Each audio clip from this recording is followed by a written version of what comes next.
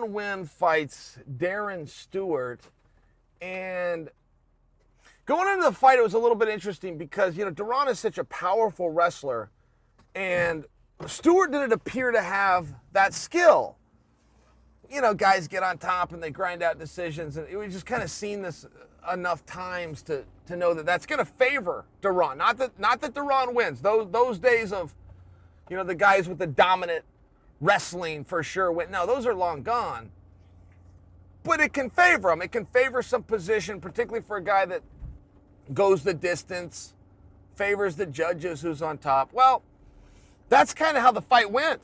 Stewart came out, he started touching him up early. Stewart looked real fluid on his feet, kind of long arms, boom. That's something Winn's always going to have to deal with, right? Every video we ever do on Deron Winn, we're going to talk about the opponent having long arms, because it's long arms in comparison to, and that's just something Winn's going to deal with his height disadvantage for the weight class. So it was interesting, though, coming into the fight, because the day before, Deron Winn had missed weight.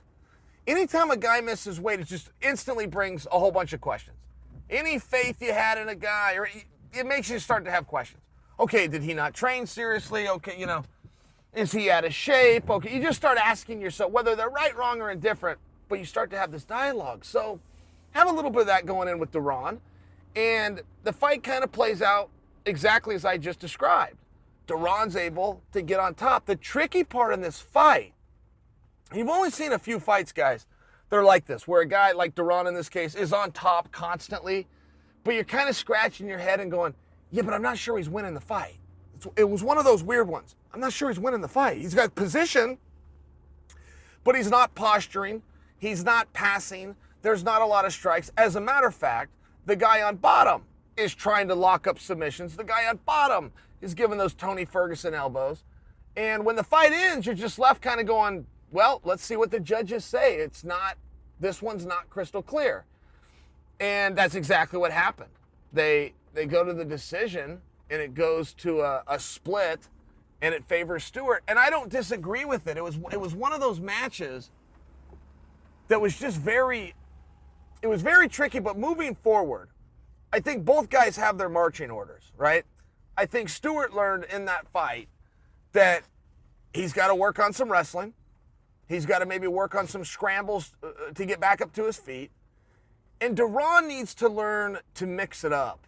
And that's something that just isn't natural. Of all the naturals you see that they're natural strikers. They naturally have power. Or they're natural wrestlers. All these things. I can't recall ever seeing a guy who was a natural at mixing it up. And I saw Deron's last fight. I saw his fight before that. I was so impressed with how well he would come up with a strike, change elevation, come up with a hook, change elevation, boom, blast a shot. I mean, that's essentially the Uriah Faber recipe to success. You change elevation, sometimes you throw an uppercut. You change elevations, sometimes you throw a right hand. You change elevations, sometimes you hit the shot. But you're constantly keeping your opponent guessing. I've always thought Deron did that well until tonight.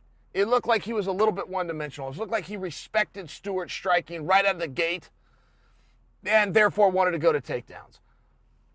My opinion, good fight, hard fight to judge. Glad I didn't have to call it, but ultimately Winn didn't win. Uncle Chael,